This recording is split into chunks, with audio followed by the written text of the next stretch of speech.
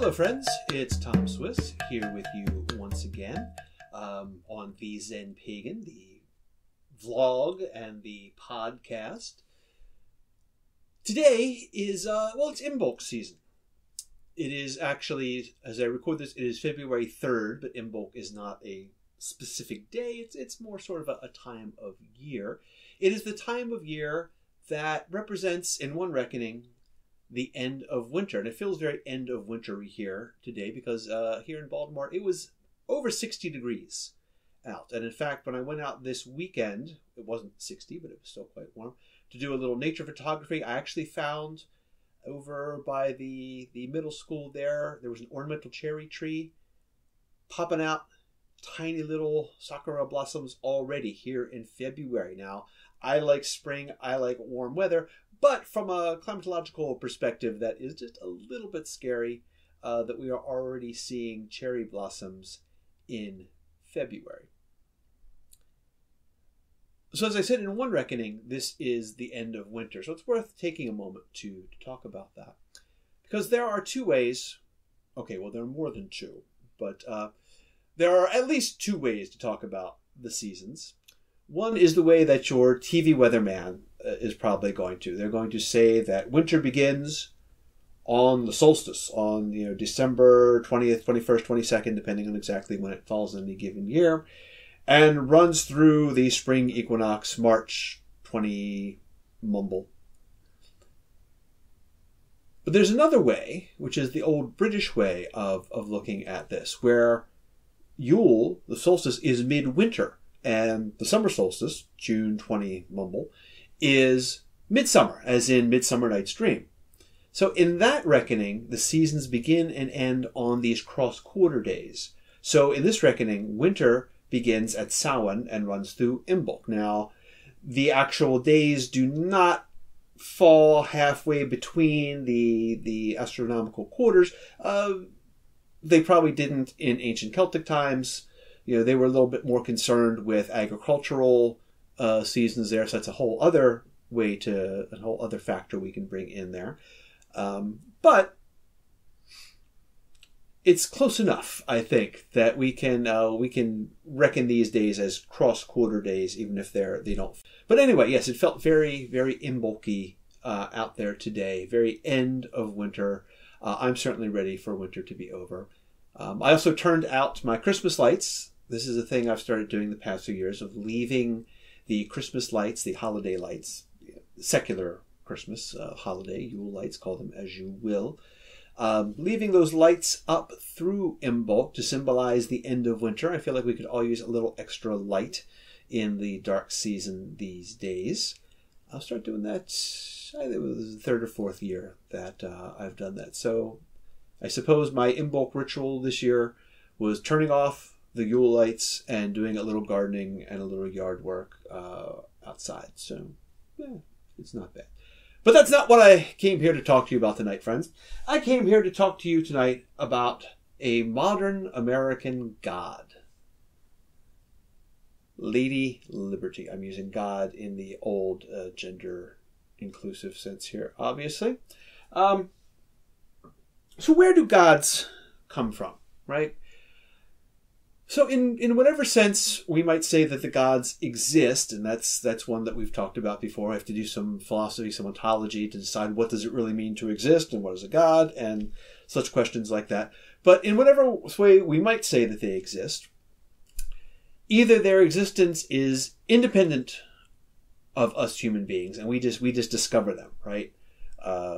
Zeus was just hanging out there on Olympus, would have been hanging out there on Olympus even if humans never evolved, and we just kind of stumble across them. Or their existence is in some way dependent on us. We create them or they co-arise with us in some fashion. And whether they're discovered or created, the process often starts more with impressions and images. So what we're talking about here is along the general idea of totems in the anthropological literature, symbols of the tribe, rather than in stories or dogma. Images can be a lot more accessible.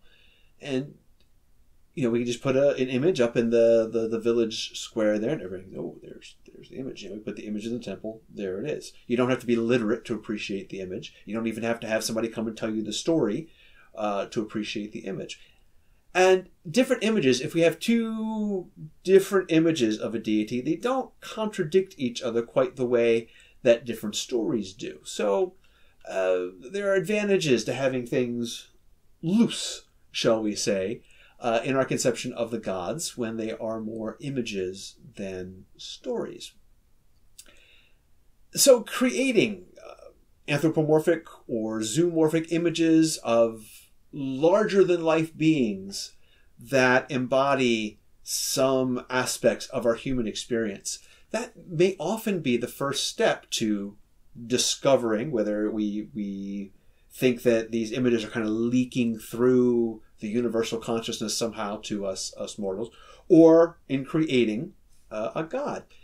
It doesn't take long to get going with it. In the Old Testament, we have the story that Moses went up to the mountain, was just there for 40 days, and when he gets back, the Israelites are already making a golden calf. They're already creating themselves a new god as an image, as an idol, as a totem. Didn't work out very well for them. They got murdered by zealot Jehovah worshippers. But it points out that it doesn't take long for that process to get going. And we still create these sort of images today. And so on my altar, now I have Lady Liberty. I also have an image of Sento-kun. Let me go bring Sento-kun up here. Yes, so let's bring Sento-kun is a little smaller here. That is Sento-kun. And let's bring Lady Liberty up here for a closer look. Here's our Lady Liberty. Okay. So these guys are on my altar along with well, we got the great god Pan up there. We've got Kali. I've got Fudo no Myo, the guy also known as Akala. I've got a Buddha. I've got a Benzaitan, also known as Sarasvati, and a Hotai. Whole bunch of deities up there. I got Lady Liberty and Sento-kun. Sento-kun is the mascot of the city of Nara. He was the mascot created for the 3,000th anniversary of this city in Japan. Yeah, the city is 3,000 years old. It's one of my favorite places in the world. And so he partakes. The reason he's a horned god, he's a horny guy there. Nara is famous for its deer, which are considered messengers of the gods. If you ever go to Nara, the deer are notorious mooches. They will come right up and rub against you and try to get you to give them food. Will even knock unwary tourists down sometimes. You can give them deer cookies and they will bow to you. It's a whole little thing over there. But Sento-kun has taken on some aspects of the sacred deer of Nara. But he is also a modern cartoony mascot. It's a very interesting combination, and we'll talk about that some other time, perhaps. For the moment, I want to focus on Lady Liberty here. She is the newest addition to my altar. I visited Liberty Island when I was in New York a few weeks ago, and it seemed appropriate to visit the gift shop and pick up a little figurine of her. I had to hunt around, of course, to find one that was not made in China because, well, that's the way the world is these days. But so she now takes her place alongside the other deities on my altar. Now, I think I first encountered the idea of Lady Liberty as a deity in a short story I read back in the 1980s. The famous fantasy author Poul Anderson has a collection of short pieces, which is just entitled Fantasy. And in there, one of the pieces is called Bullwinch's Mythology, which is a short satirical look at what he called the 20th century American pantheon. And he had a little thing about Lady Liberty in there. Then sometime in the 1990s, I read an issue of Neil Gaiman's Sandman, where she is mentioned very briefly, just passing mention, but she's mentioned along with Marilyn Monroe and King Kong as part of a group of later gods, new altars and icons. So the idea has kind of stuck with me since then, that there's a sense in which Lady Liberty is this deity. Now, of course, the Statue of Liberty, the image, was heavily influenced by the Roman goddess Libertas, but Lady Liberty has distinct properties. Some of them were present at the statue's creation. Some of them didn't develop until many years later. So her actual title is Liberty Enlightening the World. That's the full title of the statue. And obviously that comes from the post-Enlightenment West. That's not an ancient Roman idea so much. It kind of comes from an idea that her sculptor, Frederick Bartholdi, had for a lighthouse. He had this idea for a lighthouse on the Suez Canal, which would be built in the form of a huge ancient Egyptian woman. And the statue was to be titled Egypt Carrying the Light to Asia.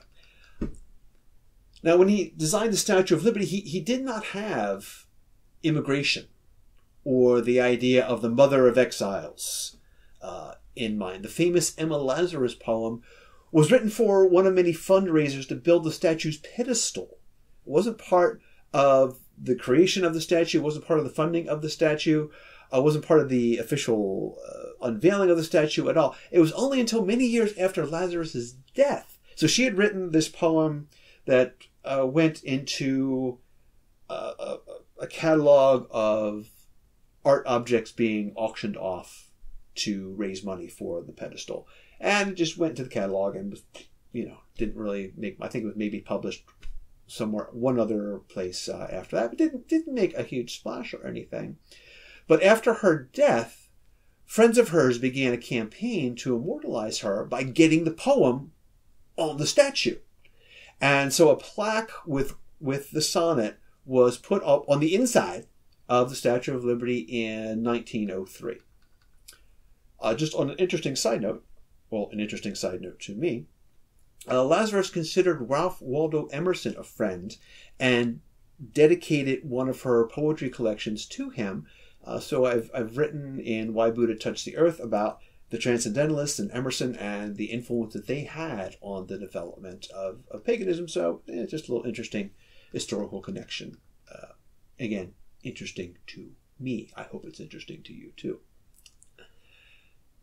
Now, history has always shown that the gods evolve over the course of their existence. For example, Athena, a goddess I'm somewhat fond of, the goddess of democracy, she started off as a palace goddess in Manoa. Or, we all are familiar with the huge difference between the Jehovah of the Old Testament and the Jehovah of the New Testament, right? The gods go through changes. So Lady Liberty entered human minds in relationship to the ideals of Republican government, small r Republican government, and the abolition of slavery. Definitely that was an influence. She's trampling underfoot the chains of slavery as she moves forward. So that's an important one that we should be sure to recognize there. But she was placed out there on the island, I think, largely because Bertoldi still had this lighthouse idea in her brain, but it made her America's greeter, right? Just like the lady you see at the front of Walmart there. Hi, welcome to Walmart. Lady Liberty is the hi. Welcome to the United States. That's her job, man. During these years when we had this tremendous influx of European immigrants coming by steamship across the Atlantic Ocean and into New York Harbor, also into Baltimore Harbor. That's where my people came in, as far as I know. I don't think any of my folks came through Ellis Island, but a lot of people did. So Lady Liberty became a huge symbol of immigration. And I wonder if maybe, that's becoming less of her role as people aren't coming into the country that way anymore. She is not the first thing that people see. It's perhaps worth thinking about.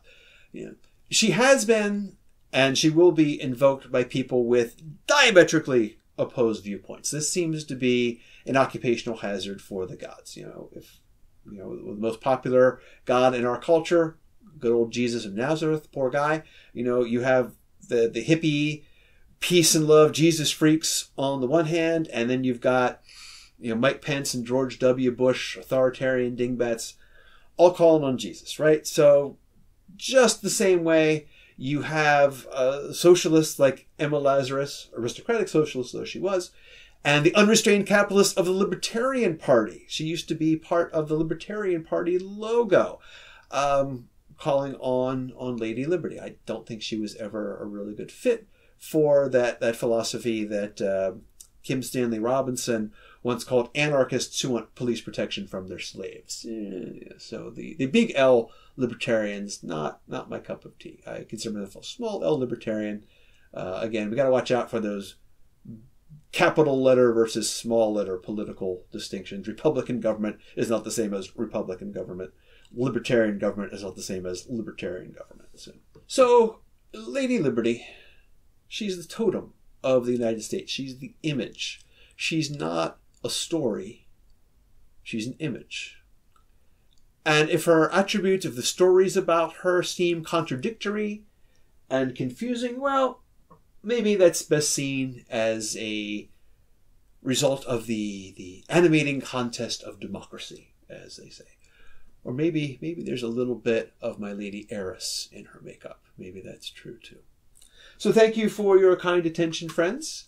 This has been Tom Swiss for the Zen Pagan, and I'll see you next time.